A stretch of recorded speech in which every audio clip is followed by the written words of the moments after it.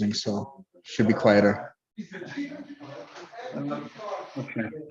I'll put myself on mute anyway most of the time. Yeah. I mean, when I'm not talking. Okay, perfect. Perfect. Well, I'll introduce you quickly with Mariana and Kristen. And Mariana, well, we've met like for what, like 3-4 years now. And Kristen, we met this year, but she's really cool. I'll put myself on mute anyway most of the time. Yeah, 1 second. When I'm not talking. Okay, perfect. Perfect. I'm hearing a playback. Yeah, it's because I put it on YouTube, but it's gonna. Okay. Okay, so I'm gonna start admitting everyone, and we'll start off like in 2 minutes if it's okay. Yeah, that sounds good.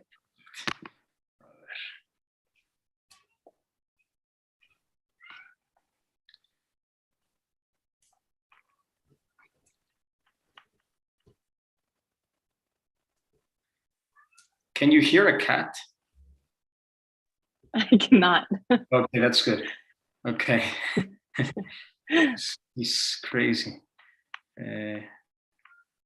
Perfect.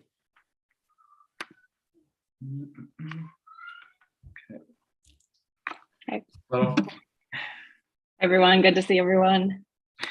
Yes, I see some familiar faces, so this is really nice. good. Okay. So, well, people are starting to join in. We'll start like in a couple of minutes. Thank all of you guys for being here. And we'll start off in 2 minutes, if it's okay. Perfect. Thanks, Hans. No, thank you.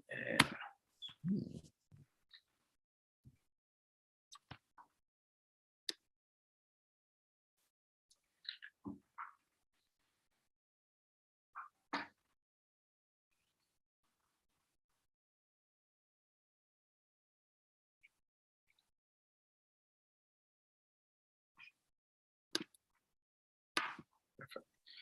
1 second. Okay.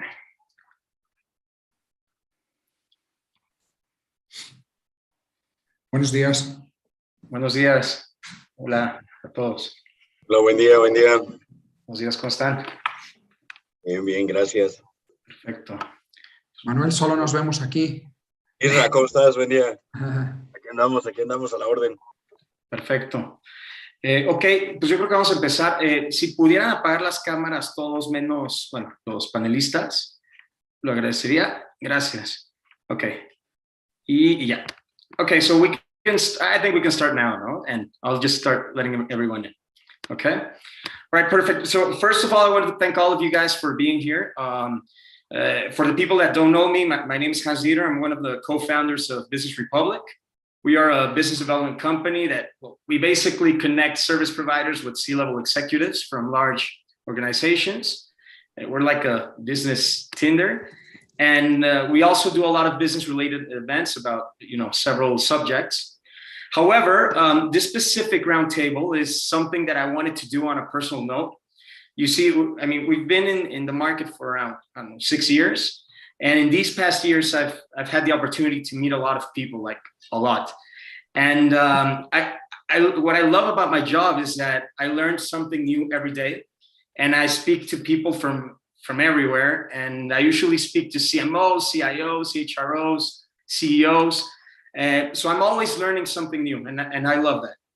Now, aside from everything, I learn everything and I love it. But I have also come to realize that we, as Mexicans, have a large area of opportunity where we can progress in various business development aspects, and that we can learn a lot from different cultures worldwide. So that is why I wanted to do this roundtable, so that we can all learn from experiences and a lot from each other. For all the audience that is here right now, this is going to be a different type of roundtable. I want it to be more casual, that we can open up and basically talk as if we were talking to friends, like in a coffee or something, okay? And the audience is going to be able to participate and give their points of views and ask questions and be a part of this once we conclude the panel, if it's okay with you. So I'm going to start introducing you guys. Well, first, I really feel honored to be sharing this panel with these extraordinary people that not only are they great professionals and at what they do, but more importantly, they're like amazing people. I was telling Mariana, I met her about 3 or 4 years now, if I'm not wrong. Kristen, we met this year, but I'm sure that we're going to have a long-term relationship and friendship.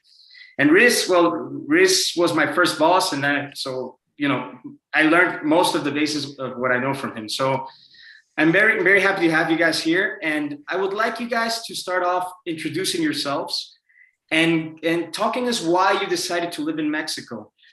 So I don't know if you want to start. I don't know, maybe Mariana, do you want to start? Thank you all. It's nice to be here. It's a pleasure, Hans, as always, to share the stage with you. So my name is Mariana Delac. I was born in Bosnia and Herzegovina, and then I had the luck to move to Austria, where I studied and did all my school and university. And then I had the opportunity to live for a while in Asia, in South Korea, where I got immersed into the Asian culture, which was really an eye-opener for me in many aspects of life. And and here comes the time when I will be moving to Mexico, because I met my husband in South Korea, and so we decided that we will live in Mexico. So that was my personal motive to come to Mexico, and I've been here since 2009.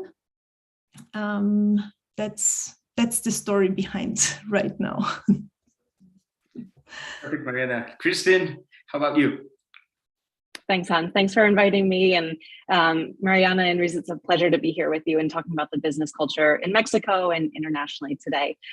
So my name is Kristen Smith. I'm originally from Philadelphia in the United States, where I lived almost all of my life. I had the pleasure in university to study Latin American studies and Spanish, which took me to Mendoza, Argentina to live for a year and also explore the Mexican culture during time in high school and university. After graduating, I worked in finance for about 7 years, where I had a bilingual role. And in my last 2 years, I was able to travel to Mexico, typically about a week every month, and work with banks, pension funds, all different types of contacts within Mexico. And I fell in love with the city. I fell in love with the culture and the people. And I, saw a really specific point in my life where I was able to say, I want to do something different.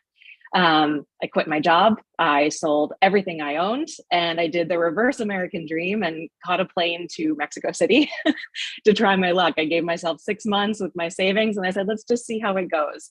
I had a great network of contacts. And I think, as you all hear from this roundtable today, Mexicans are so warm and inviting. And I was able to get a job a few months in, who sponsored my work visa. And I've been working in Mexico since October of 2015. Perfect, Kristen. I'm glad you like Mexico. Love it.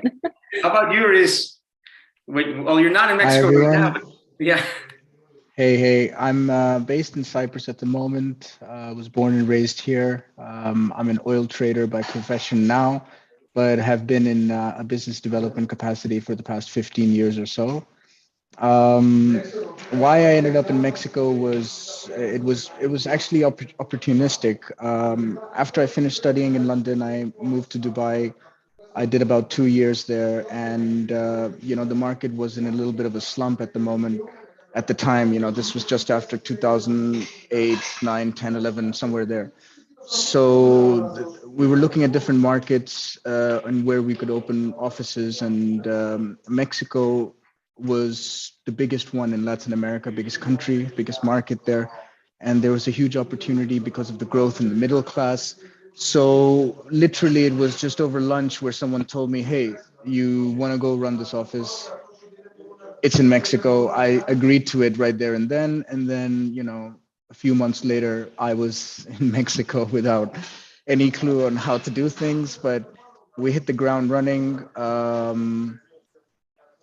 Looking at the culture and everything, definitely it broadened my horizon. And all I can remember is positive things, really, when I think about it. So one of the first things we looked at was just, I think, hiring locally. And that's how I met the team, you, Hans, everyone else. And well, the team's still together today after many years. So that's a testament to, the openness and the relations that people create when working together. So that's just my intro into what and how I ended up in Mexico.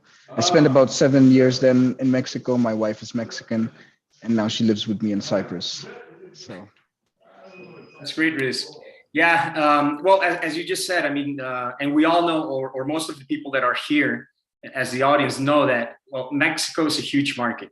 Like, it's a market of over 120 million people. There's over 100 million Mexican consuming goods and products and services. And we have a lot of strong manufacturing. I was reading that there are 14 free trade agreements that support trade with more than 50 countries and more than 60% of the world's gross domestic product. There's, well, low operational and labor costs, and it's the 15th largest economy in the world. So I think Mexico is a good market. I'm pretty proud to be a Mexican as well. And we're going to discuss, this roundtable is going to be divided in 4 parts. The first part, I would like you guys to start talking a little bit more about your previous experiences in other markets as you've all worked abroad, and how easy or difficult it was to adapt to these markets, as well as the challenges that you faced when you arrived in Mexico. So, whoever wants to start, it's more like a conversation. So, I don't know. Kristen, if you want to start. Sure, happy to. So it's interesting that you say how diverse and big Mexico is. I think so many people who don't know Latin America also don't know how diverse Latin America is as a whole, right? Mexico, the north, the middle, the south are different. Mexico is different from Colombia, different from Brazil. Everyone operates a little bit differently. So, saying that you know how to do business in Latin America, you need to drill down on that question, right? What does that actually mean? And then knowing how to do business within Mexico. Most of my experience after I graduated was within the United States, working with, for the most part, Americans. I did work for some time with clients in Bermuda and the Cayman Islands, and then the last few years within Mexico. I think probably the biggest adjustment for me is that the US is a low context culture and Mexico is a high context culture. Now, taking a step back, what does that actually mean? High context cultures, Japan, China, Spain, Brazil are high context cultures. And what that means is that the vast majority of the population has a similar experience growing up, similar types of education, similar religion, similar ethnicity. And so that because of that shared experience growing up, you're able to talk either casually or in a business environment in a way that you really understand each other. You don't have to be too direct because you've all had a shared experience, the vast majority. Again, that's not everyone. And the United States being a place that's so diverse with different backgrounds and different ways of growing up, when you have a conversation, we're often, as Americans, much more direct because we don't all have a shared background. So being direct in Mexico can come off as being rude, right? But for an American, I'm super direct, and it's just the way I've always operated. And I've really had to adjust what I knew about doing business in the United States and getting straight to the point when I got to Mexico, understanding that that's not necessarily the way that people communicate here. No, you're totally right. And I was discussing this with Riz yesterday. Riz, you've had the opportunity to work in Europe, in Mexico, and even in the Middle East, which is like a completely different culture. So I don't know what challenges you faced over there and what you faced over here. Well, I'm really glad that Kristen mentioned culture, because I think this is the whole basis of how I'm switching modes, so to say, and understanding where I need to be a bit faster, a bit slower, a bit more visual, maybe a bit more detail oriented, and just adjust myself accordingly. Primarily, my client base before I arrived was European. I might have had one client in Brazil at the time, and the way I was pitching was very standard. It was just the same style each time. Moving to Mexico, one of the biggest learnings was that, first of all, it's a very collective society. A lot of the businesses are family owned. So when someone's looking at a budget, he's looking at, his personal bank account also, as well as, his personal gain or personal loss. And that played a big attribute into, them coming and committing and moving forward with deals or not, in that sense. So just looking at something simple like being collective and being more family-owned businesses, we had to really change the way we approach them. And most of the business that we did was face-to-face, whereas when I was in Dubai, met most of my clients when I was based in Dubai. But after moving to Mexico, it became a necessity to sit down with people. They need to see who they're dealing with. And then obviously there's a lot of small talk and so on and so forth, and to make it actually work. So there's language, there's the culture. There was the fact that I felt that everyone, because there's so much uncertainty, making a commitment and then following through to that commitment there would be a process to follow. It just wouldn't be like, if you remember, Hans, there was deals that we opened in the beginning of the year, and then we knew there were going to be deals, but it took us 11 months to get them to move forward on them. And that would be seen as very weird in the EU market. And our finance managers and so on, and everyone collecting payments and so on, were based in Europe. So they couldn't understand why are things going the way they are and the pace they are, and they didn't understand the culture. But that's why we were there on the ground to, be a buffer between.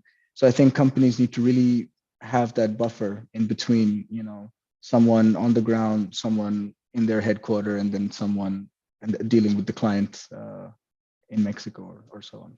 Well, you're saying this is pretty interesting, because, like 99% of the companies are SMEs in Mexico. So this means that a lot of those companies are family owned. And as you said, maybe they like the budget of the company comes out of their pockets. So that's why it must be a little difficult for them to make a decision. Mariana, you've had experience all worldwide. So how about you, Mariana? What was your challenges in other markets and your main challenge in Mexico? Of what we heard from Kristen and Reese is there is one common factor all over wherever you want to establish a relationship with somebody for business. And that common factor is trust. It is like how you build trust fast. And that is the difference in each country. And what I've experienced a lot of times is that transparency, if you can give transparency in any kind of culture, that helps to really break this barrier of who you are and why should I do and why should I not do. For example, in Asia, you have always this very rigid hierarchy where you have to follow certain orders, and you have to really follow certain codes of culture, how to do business with them, which is very difficult because you need to learn all those. And then on the other side, for example, here in Mexico, so that you can be more open-minded in terms of, accepting their way of being very, that they open their arms in terms of, I'm inviting you for a lunch and let's speak about, what you do, what you like, everything else and then comes business as last.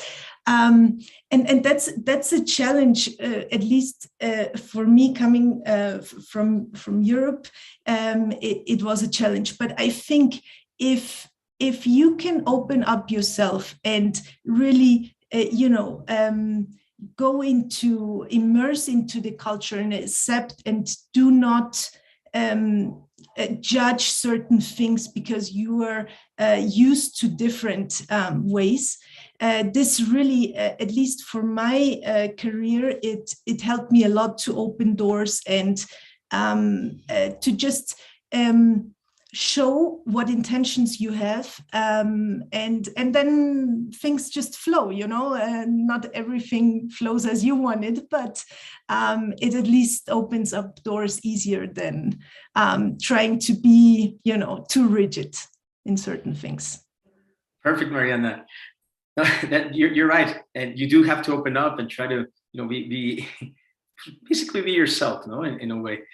Now, everybody in the audience, I would like you guys to put in the chat where you guys are from, because right now, like the next part is that we're going to start discussing what opportunities and challenges foreign companies can face when they enter the Mexican market.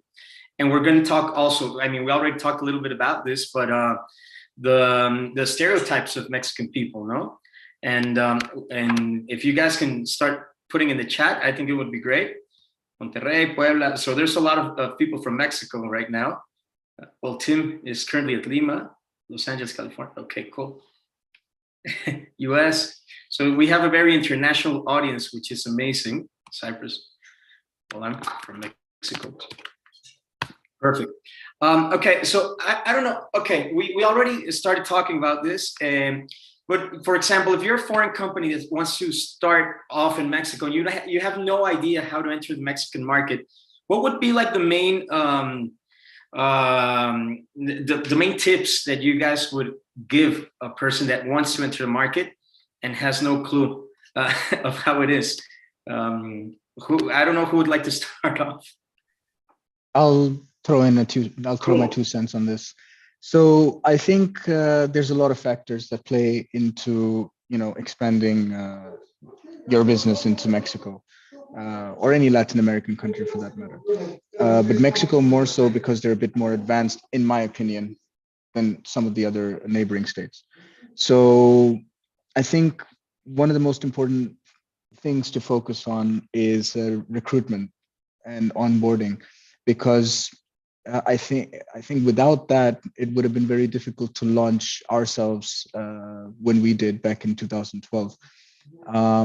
So I always like to say something along the lines of, hire locally, but people who are thinking more internationally. The interesting thing about Mexico is that I think 55% of the population is under 30. A lot of the people in Mexico City, if there's so much hustle and bustle going on, it feels like everyone just wants to work. So just picking out the right guys and then onboarding them from the get-go, I think that's something that will really help launch successfully into the market. That's just one, vertical. Of course, there's several other like legal, like someone like Jorge mentions here. But this is something that I felt without it, it was just a standstill. Yeah, Jorge's also, he's mentioning to get a lawyer that you trust, which I think is great. Absolutely right. Yeah. I don't know, Kristen, Mariana, what do you guys think? What tips would you give? Mariana? Okay. Well, for example, I'm with Trading Partners. I think I didn't mention that, but I can speak a little bit about some examples that we have from customers, and we have been asked to introduce certain products, for example, because they want to enter the market, and we really think that before you want to put your feet into Mexico, it is very important to know in what market, how you want to position your product, your service within the market of Mexico, because as Reese and you were mentioning, is that it's very diverse. You have a lot of different. Each city is very different.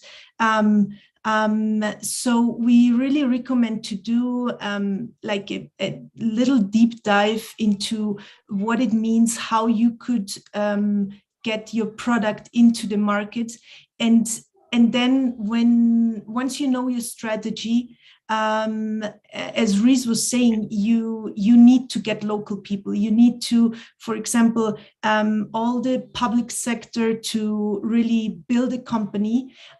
You need local people to help you, because the administrative services are complex. So you don't want to go by yourself or having somebody outside doing it. So yes, and yeah, those are the main things. Kristen, you can for sure. Yeah, sure, happy to add to that. So I joined, it was at the time Global English and now LearnShip. So I was not building my own company, but I joined a team of probably 4 or 5 at the time. We're now over 20. So we've expanded within Mexico, and I've definitely had a hands-on approach to the hiring, even though most people don't report into me, building a team and building a really unique kind of family environment within the company where we all can trust each other locally. I think, for anyone coming from abroad, as you build your business here, network, right? Build your network. Mexico is a collectivist society, as we've discussed. So people are really tight knit, and it means you're going to need to invest 3 to 4 times more than you probably would in the States or in Germany, wherever you are. You're going to need to invest more time in Mexico in building those relationships. Jorge said, get a good lawyer, find a good lawyer, spend time with them, find your teammates, spend time with them, and then really invest in those relationships. There was a question in the chat about the talent acquisition and finding good talent in Mexico. It's something that I've, struggled with and haven't figured out the key to success in my 6 years here, but we've gotten better as time goes on. One of the things that is really interesting culturally is in the United States, when you graduate, typically you move out of your family's home because you weren't there during university anywhere, and you get a job, maybe it's in another city, but you're paying your own rent and you're really only depending on yourself. In Mexico, a lot of times people live with their families through university, and then they graduate and still live at home. So there's a different type of maybe drive because you have your family to depend on if something happens at work. So I'm always looking for people who have been self-starters, who want to get out of their house, who want to get out of the city and see different places and can work in an international environment. So I've had to find my footing along the way and understand different cultural nuances and what makes good talent in Mexico, because it's different everywhere else. I see Riz, so I'll talk to your local, the best universities and their talent centers. I don't know, Hans, you've built a team. Maybe you can talk a little bit to like what has been successful for you in terms of talent acquisition. Well, I mean, in terms of talent acquisition, when we were in Marcus Evans with Riz, we did find, we went to the best universities and tried to hire good people. We also looked for people that were bilingual. And there's one tip that I would give somebody that's entering the market to try to learn Spanish. Because in Mexico, I believe around 12% of the people speak English, and only 4% speak fluent English. So if you're entering a market, you should at least know a little bit of Spanish, because that also, even if you're not the best at speaking Spanish, if they see that you're trying, they're going to start trusting you. So that's a tip I would give. Right now, yeah, we started a new team with Business Republic, but we'll talk about that in a bit, because it's a funny story. Because everybody that works with me used to work with me in Marcus Evans. So we did a very solid team. And I think Riz was a great part of building this team and training us. Jorge, you're here. You wanna give an input about this, or you're on mute? I am on mute, and hello to everyone. And sorry, I jumped in late because I had another meeting that I was finishing up with. But an interesting conversation. Some of the comments that I can rescue are that you need to build trust. That's very important, and you need also to be able to show respect for the persons that you're dealing with, the companies, the potential customers, and trust and respect. It's a two-edged sword that cuts both ways. You cannot trust people without being trusted, and you cannot respect companies without being respected. So that is very, very hard. It's easy to say, but it's hard to accomplish. Hire local talent. It's something that it's always very well appreciated here in Mexico. We see companies, international companies, that come here and invest in local resources, invest in local places, but take out the profits and send them somewhere else. So investing in Mexico is also very well regarded by newer generations. Once you get established into a certain part of Mexico, the more that you invest in the community, the more you get enrooted into the local culture, the more well accepted you will be as a company. So those are the comments that I can put on the table. Also, the U.S. Chamber of Commerce, it's a great opening for U.S. companies that want to get in. They have the knowledge, the expertise, and they can be good guides for U.S. companies trying to get into Mexico. So, thank you, Jorge. Thank you. Mariana, you want to say something? Yeah, I would really like to emphasize what Jorge was saying on that part of respect, which means really to accept the differences of the others, and that you're different, and that the other one is different. So, and that is what I was mentioning when you want to be, that you have to be open and not close yourself.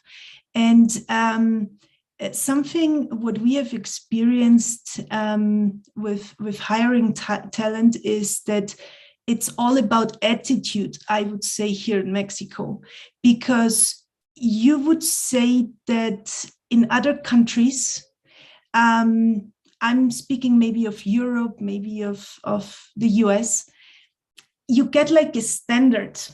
Okay, I'm not generalizing, but you get like a standard of a talent which does things, and you get the things done. But we have experienced here that here you need to look out for, yes, hard skills and all those things, but most of all attitude, which Kristen was mentioning. For example, those how do you call them? Really, when they are self-entrepreneur, without being, but this push of, I'm not only, watching it, that things are getting done for me. That is an important thing, and there things come in play. What kind of universities you look for, from where they come, depending on the industry that you are at and department you're looking for. But yes, but you can get. I have had many experiences, as all of you here, right, from everything. But I can say that it's an amazing pleasure to work also with Mexicans. It is really, because you are not too stiff, like, let's do only work. You can laugh, people are they have so much humor. It's just lighter to do things many times. And there was one more thing I was going to. Yes, I will come back to it. It slipped away, but okay. Thank you, Mariana. Riz, you want to comment something, and I'll comment something about Mariana's point as well. Just a quick one, actually. Just, I know this is not a topic, it's not an HR, roundtable, but generally speaking, yeah, the universities is where, we went first. But what we did standardize afterwards is the onboarding process. And that onboarding started from the very first interview. Should this person be hired, that onboarding started in the first. We had a process. We knew what we were going to ask him. We knew exactly what he was, if he or she was going to say something. We knew what vertical we were going to go down and how we were going to progress on that or not. So that onboarding process, somebody wrote here earlier, looking at to be successful in the US, talent from Mexico, it's very much possible. I mean, they're right next to each other. The cultures are very much influencing each other. But if you don't have a guy who doesn't have the right onboarding and the right training, which obviously the company has to give him in order to be able to do his job successfully, you're missing most of the potential there. And I think that's a firm, because we, Hans, we had so many people that were so talented, but, for some reason, they weren't getting the right resources, and they would just slowly wither away, even though they were so strong and so highly successful people. But I do think that what Mariana is saying is totally true. The attitude, because I mean, this is a funny story. When I graduated from college, I would apply to hundreds of companies, and I was bateado, I applied to Walmart, to Red Bull, to Procter. My father used to work at Colgate, so I had to follow his lead, and they never hired me anywhere. So I was like in the top contendants, and they never hired me. They never called me. So I was a little depressed in that time. And then I got a call from Riz calling me like from Dubai. I was sleeping when I got his call, and it was funny because some guy just spoke to me in English. He told me like a weird name, and I thought he was like, I didn't even know where he was from. So when I met him at the interview, I thought he was like an old man with a beard, and then I saw Riz. He's like my age. And something that really motivated me to stay in the company that I was working at is that they trusted me, and they trusted me. And not only did they trust me, but they also gave me new opportunities. And they were very direct since the beginning. And they told me where I could, how I could develop in the company, where I could grow, and so on. And I had a huge opportunity in this company, thanks basically to Riz and the management team.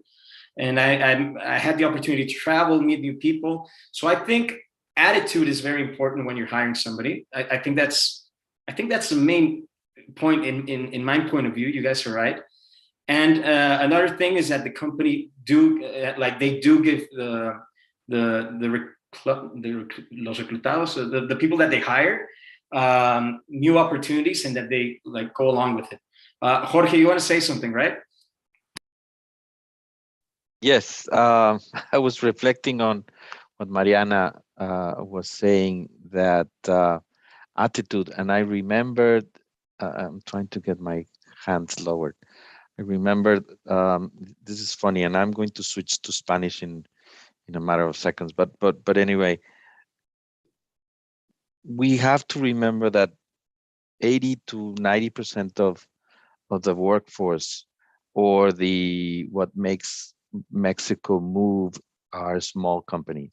And small companies, maybe they don't have the capabilities to have a very well structured process of recruiting, or maybe they don't have all of the resources that we might have in the companies that we work for.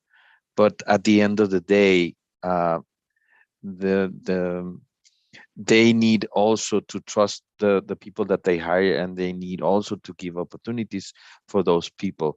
but depending on where you are in the country, you get different responses on those attitudes. And there is a joke that I tell my kids, and this is a true experience that I got from an electrician that does work at home, and his name is Beto. So I always tell Beto, what do you need, Beto, for this work? And then he says, oh, I need a light bulb and a fixture and some electric tape and some cable, etc., etc., etc. And the staircase, so I can go up and down.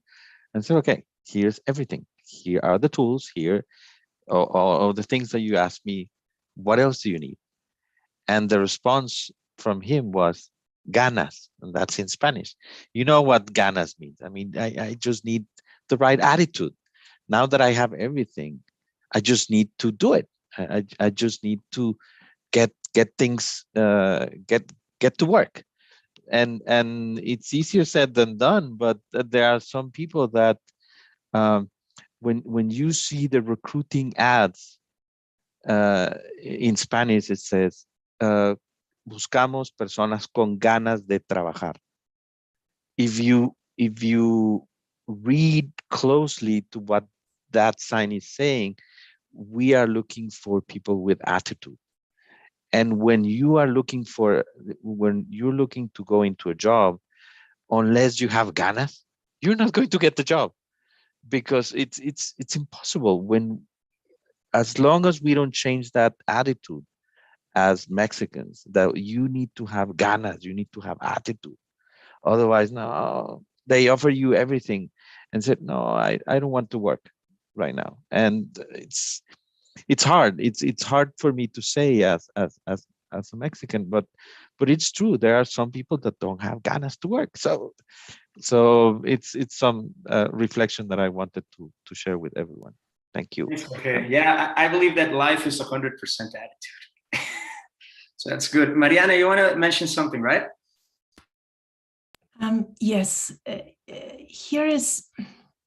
So when you come in as from a different country, and so when you're coming in from Europe or from the States, those are countries who are very organized, and there is a high administration behind it. Everything flows, everything is thought through, everything.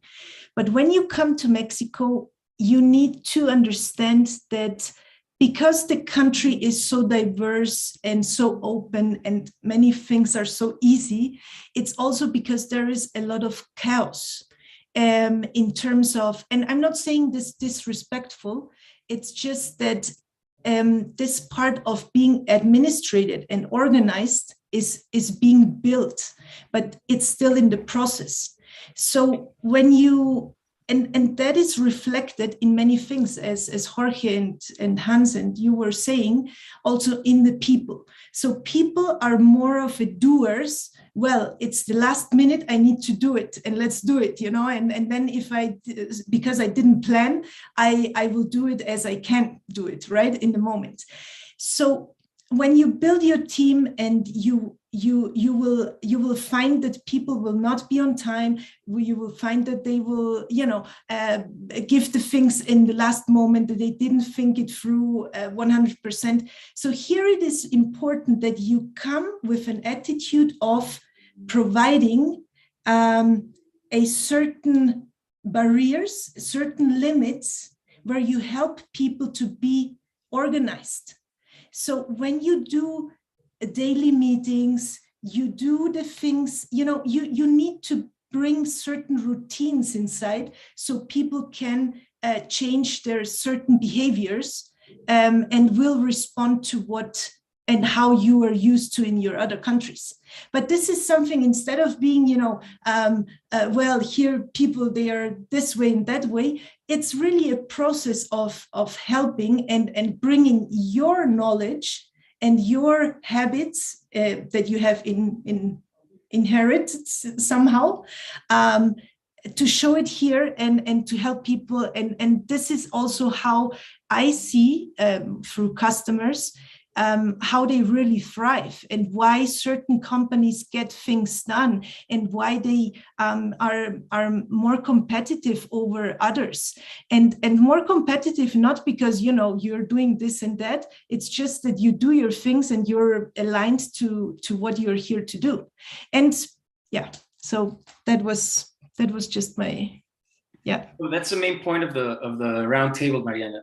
To everybody learn from each other, and I think that's a great point. Like, you do have to be open, but you also need to lead the people and tell them what's correct and what's wrong. Like, there are some things that are right and are wrong, even if you're like open. Like, for example, being unpunctual, that's wrong, and it's wrong here, and it's wrong in Germany, and it's wrong everywhere. Now, people in Mexico, they already assume that being 10 minutes late is okay, or being 15 minutes late is okay. And what I would like to do in this roundtable is, and everybody that's here, is actually to change that mindset and know that it is not okay. It's not okay to be late because you're disrespecting somebody else's time, no? And I think that is super important. And so I do think that you as foreigners that want to come here, you should also guide, the people. And I know they have their own culture and their own habits, but there are some habits that can improve. And there are some habits that maybe you can learn from us. So I think that's cool. There's somebody that wants to talk, Jorge Gonzalez. Jorge. Hi, guys. Hey, Jorge. Hola. Hi, everybody. I wanted to touch base in a couple of points of what Jorge said and Mariana said. And on what Jorge said, how the people behaves and the attitude and companies, and also are aligned to what Mariana said. Bottom line, we're talking about the culture, and it is the culture on the way companies behave, and obviously on the way people behaves. And when we come to Mexico, I'm actually from Mexico, but when we come to Mexico and we try to make business with Mexico, we need to try to understand and adapt to that culture so that we are actually delivering what we need to deliver and getting the value that we want to get. But this goes above Mexico. This happens everywhere. Every country that you touch, they have their own culture. And I do agree with Jorge. Attitude has a lot to do. But the problem is that attitude has to come in both ways, from the people and also from the company. And the issue with the small companies in Mexico, which is the major base, and it's actually the companies that I focus on, is that the way they have grown, it's hard for them to change the company's culture. And it's also hard to understand the people that it's coming into the company and try to create a corporate culture, to put it in that way. So it's a big challenge, but once that you are able to understand that, the focus and the impact that you can make and the benefit that you can get, it's huge in Mexico. Thank you very much, Jorge. Thank you. And Jorge, both Jorges. Okay, so all right, so let's move on a little bit. There's one thing that you guys. Hans, Lawrence had his hand up. Oh, sorry, Lawrence. Oh, sorry, Lawrence. Yeah, but I think he said that he was just listening in the chat. Yeah, he said he's just listening. Maybe he just put his hand up by mistake. Okay, is there anything else that you guys would like to comment about this specifically? In terms of challenges? Yeah. Look, I have one I just want to say really quickly, and then we can move on to the next part, okay? One of the things that what I experienced personally was, everyone, a lot of people, a lot of business leaders, and I say this respectfully, of course, that there's a little bit of a lack of information given to them, or education on why people are doing the things they're doing. For example, they assume that they know everything that you're doing without understanding the value behind it, because they've maybe seen something similar or heard of something or read about something. So there's a lot of assumptions that come into play. And one of the challenges that we had was to really educate owners and CEOs on what's the thing that we're really doing and how it's going to benefit them. And that used to be a little bit more extra, like we would have to go not just send an email with everything in writing, but maybe prepare case studies and stories and put together like extra third-party validation that really helped them understand what is the true value proposition. I mean, very simply said, what we were doing is helping companies expand in different parts of the world in very simple terms. If there's an architect, we would introduce him to a developer. Very straightforward for an architect to understand that. But I can say that there's a lot of them that felt that just meeting with a developer or even if they did meet a developer, how would that benefit them and go further?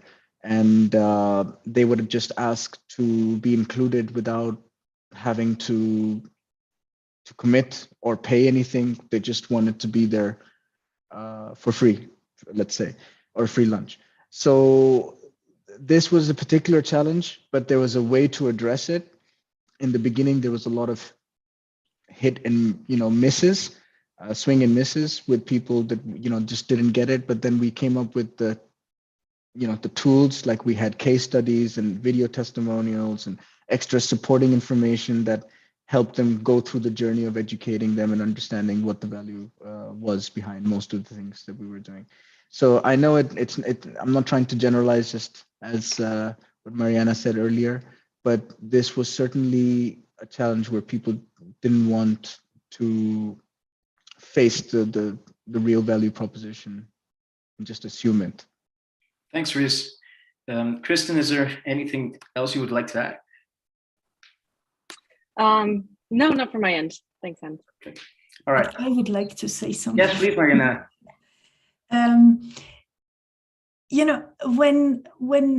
When companies or product service, when we want to sell, it is really, as you were saying, Rhys, this value proposition. The most important part is to understand your customer. And that's what most of the people don't do. And it is the same thing when we want to come to a new country. You need to understand your other side. And you can have, the best benefits as you have. Maybe they will, usually they won't change. But what will change to really have the right value proposition, which will give you a positioning, is the way you say it to the people, the way you do it. It's really somehow the medium. You package your product, your benefits, so that the specific customer, the country, your talents, your whoever will really understand it. Thanks, Mariana. Yeah, that's a very good point. It's very valid. That's why we had to put together a lot of extra stuff to get through that bridge, basically. And I think we had to do like a fusion, no, Rhys? When we started here, it was like you had some points, the Mexican market had another, and we kind of like, did it. We had to, yeah. We evolved it over time. It was what I knew, and then we put that into the local context, and then it became very strong. At one point, like we were killing it. So that was me. It was good days. Jorge, you want to mention something? Just a small point, and I'm sure that the company that Rhys manages, it's very successful because they were able to adapt to what the customers were asking. But to second down on what Mariana said, the customers in Mexico, someone, I don't remember who said it because I did not pay enough attention, but they say that they are investing their own money into their companies because they're family owned. And when my compadre has done something that was successful, I do it because of my compadre. So that's why they ask you for real testaments on how your product was able to help company A or company B to be successful. So especially here in the northern part of Mexico, if my compadre has done it, I have to do it because it's my compadre. So it's my the fellow person that I know, and he is also an investor, and if it has worked for him or her, I will do it. So it's different. Every company, every part of Mexico is different, and you must learn from the clients and adjust. Otherwise, you're not going to be selling many things if you're not able to prove the value proposition in the way the customer is asking. So that's the comment. Thank you. Thanks, Jorge. And that actually brings me to the next point, which is and something that Kristen mentioned in the beginning, which is networking. You know, creating relationships through networking, meeting new people. Because as Jorge said, I mean, once you work for somebody and you deliver good results, they will probably recommend you to other people or people that they know. Kristen, how difficult or easy was it for you to relate here in Mexico? Because, for example, Manuel is mentioning here that we're Mexicans, we have a lot of opportunities, but we also have a lot of benefits, which is totally true. And I really like the Mexican culture and how, you know, based on your relationships, you can actually do business. But Kristen, can you tell me a little bit more about your experience? And let's talk about each of our experiences and see what we can learn from that. Yeah, so I've had a great experience networking, both with Business Republic, companies like yours, Hans, and then also when I was in finance, joining a women in finance group. Mexicans by nature are warm and open and curious. And you have an initial conversation with someone, and it's a foreigner who lives in Mexico, speaks Spanish. They're curious, right? Where have you been? Tell me about your experience in Mexico. So I've always had a really great experience networking. I think the personal side is harder, like making friends as a foreigner, getting into very close-knit groups who have grown up their whole lives together. That's a different story. But from a business perspective, I've met amazing people who have always been open and are really willing to continue the conversation, go to one of those awesome 3-hour lunches on a Friday, and continue to get to know each other. Perfect. Riz, Mariana, is there something else you want to add? Yes, I mean, I will give you an example with my, you go to Germany or to Austria and we are really nice. We are good people. But it will not be easy that that they will open doors for you. It's more difficult. Here you come, and I really felt, that's my personal journey, that people really opened their arms, and for me it was also one factor why I said, okay, I think I can live here. I mean, despite other challenges that Mexico has, but it is such a warming country, because you walk the streets and there is this little store and they just say hello to you, and if you walk there 3-4 times, it's already, and you have a small talk, and just life is life for business, for personal life is just so much sunnier, if I can use this analogy, than in many other countries, because everyone is like this, and I just walk my way, and so it is amazing here, really, for everyone who is considering. And I know that here we have people who have been here and they enjoyed it. I mean, every country has its challenges, but Mexico, I think, is an incredibly blessed country with a lot of natural resources, people, food.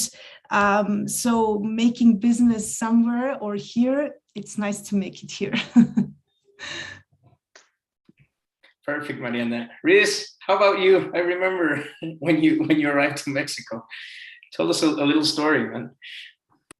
I've got too many of them. but I will second that it's definitely easier to open the doors. I mean, we were with the CEO of Yahoo. I don't think we would be with the CEO of Yahoo in Ireland or wherever he sits otherwise. But you know, we were with owners and CEOs all the time, and would speak to somebody, and we'd be in their offices the next day, talking about how we can fit in together or not.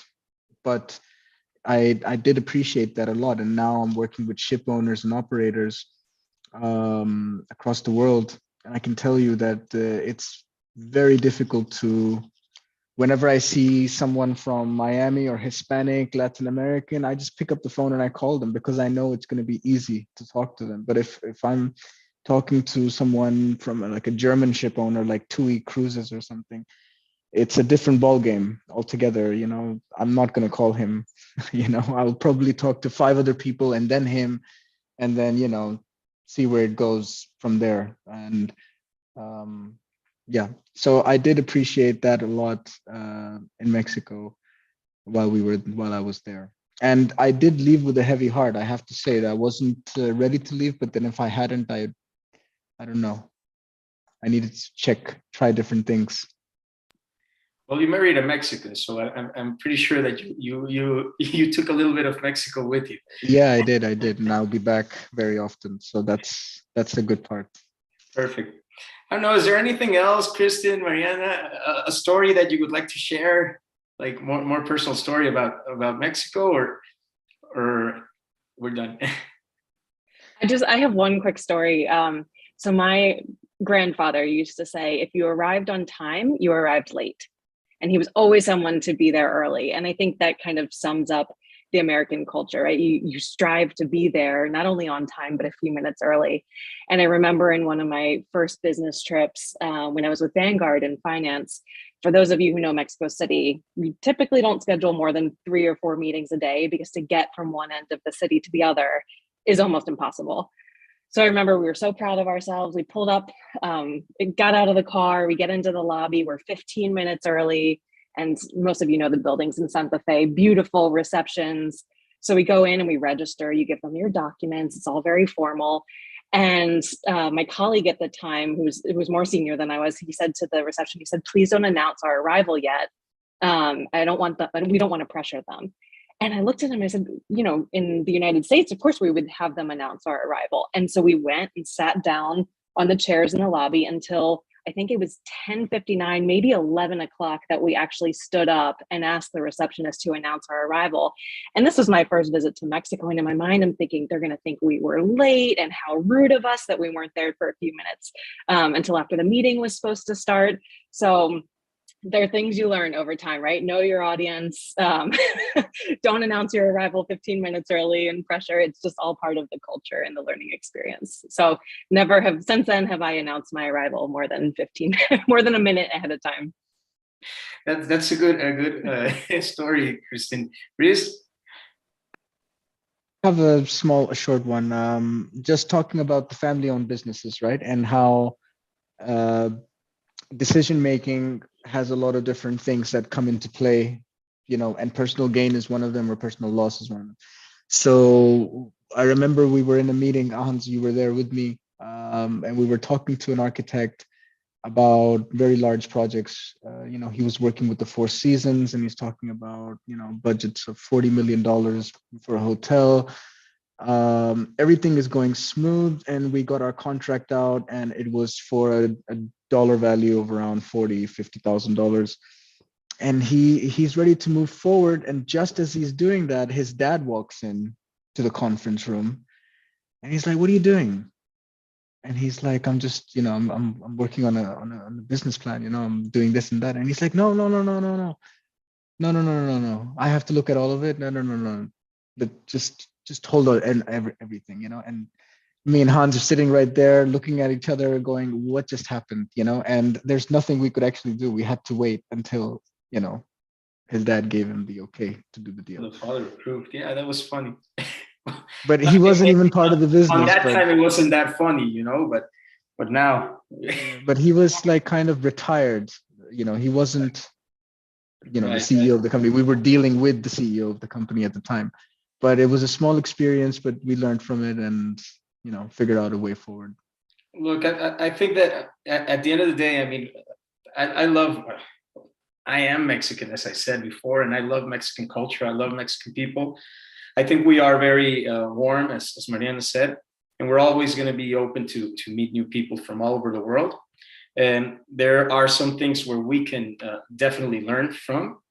But I mean, in conclusion, I believe that we are a good market. I believe that we're good people. I do believe that we need to be guided in certain ways so that we can be better and improve. And there's one thing that I don't think we mentioned, or maybe we mentioned in the beginning of the conversation, which is extremely important for people that want to enter the market.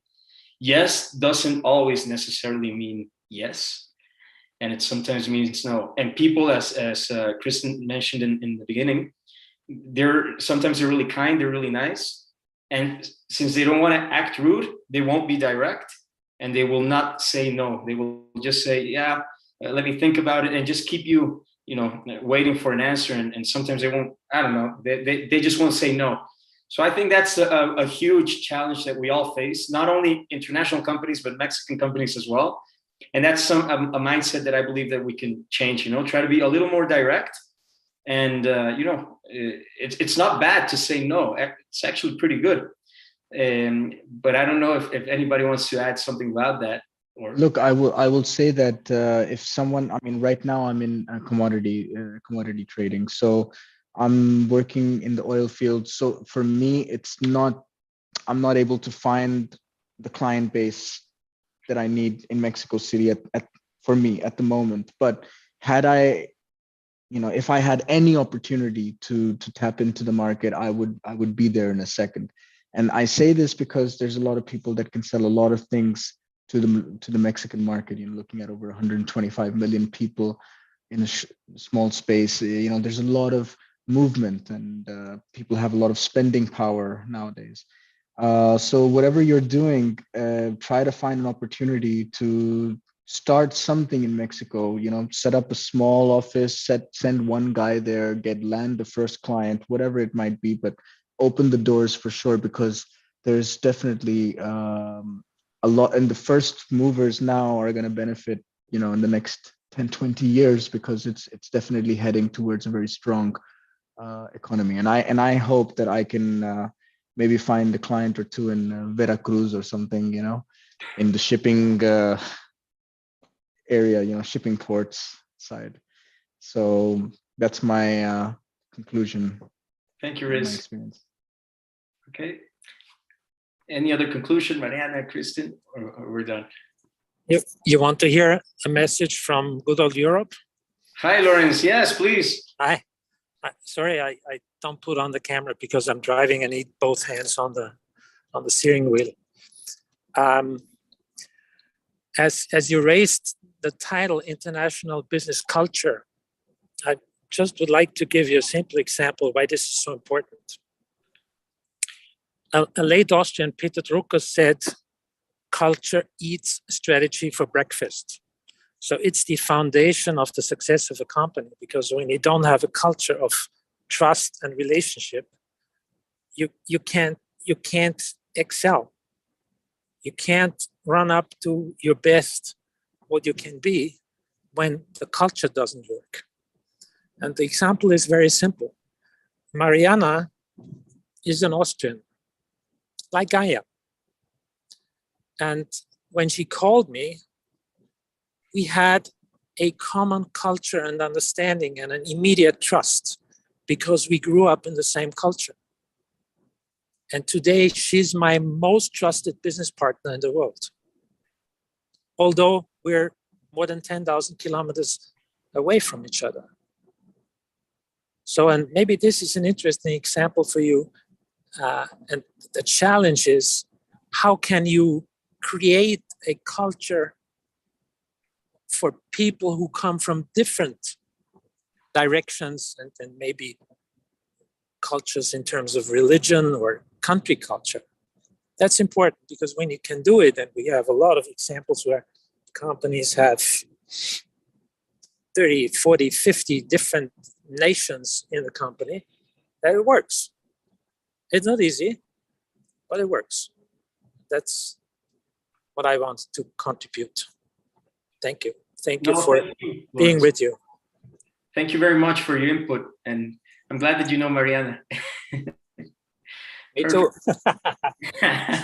Yeah, she's great.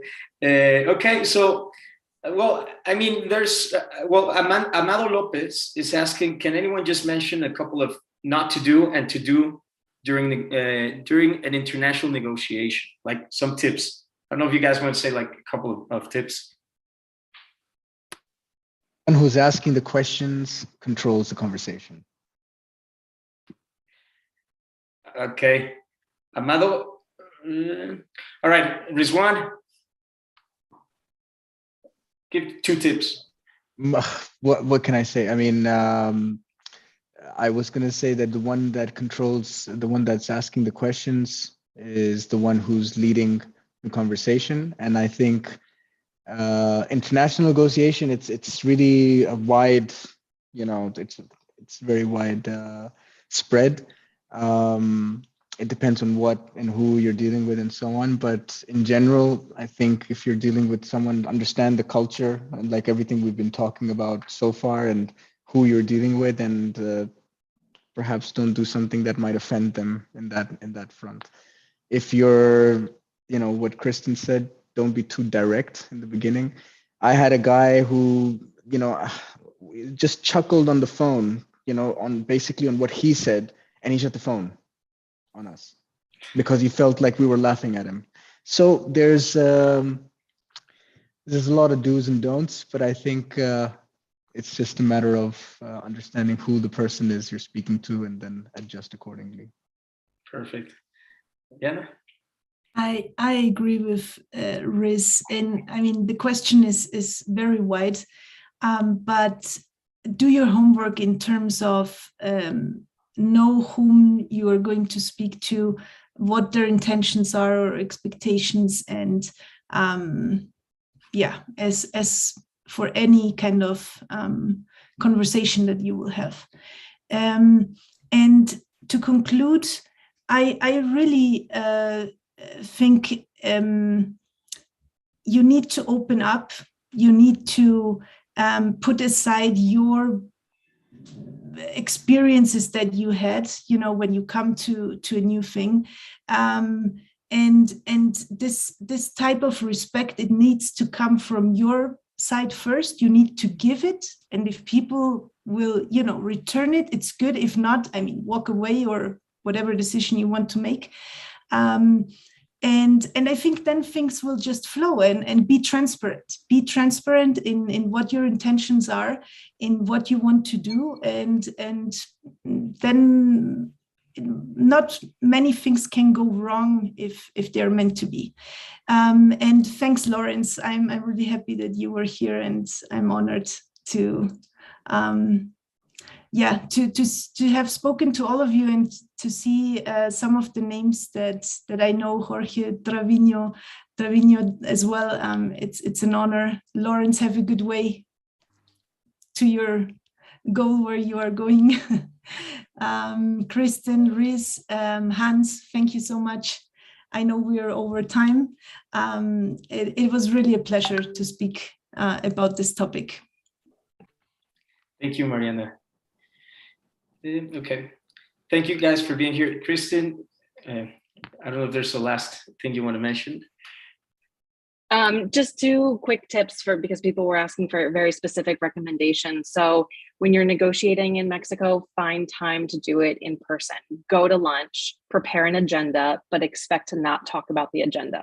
Ask about family, ask about personal questions. It's going to help build that relationship. So that's tip 1. Tip 2, to read between the lines when you hear a lot of yeses, but you're not sure it's actually a yes. When you're sitting with that person at a lunch or on the phone, ask them to schedule the next call. Okay, this is great. I'm hearing a yes. How about we meet at the end of next week to follow up or recap? Schedule the meeting. If they don't show up or if they keep postponing it, there's your answer. It was really a yes or it wasn't quite a yes. So those are my 2 closing tips for everyone. That's a great tip, Kristen. Let's do like a good follow-up with people. And well, guys, I know we're a little bit over time. It was a very interesting conversation. Let's do some international business. Kristen, Mariana, Riz, thank you guys so much for being a part of this roundtable. Jorge, Lawrence, thank you guys for your inputs as well. And thank everyone. I want to thank everyone for being here, and I appreciate your time. But let's keep on progressing together. Huh? Thank you, Thanks, guys. Hans. Thanks, everyone. All the best. Thanks you, guys. for being here too. Thanks. Bye-bye. Goodbye. Bye. Bye. Thank you. Thank you so much. Thanks, you. Lawrence.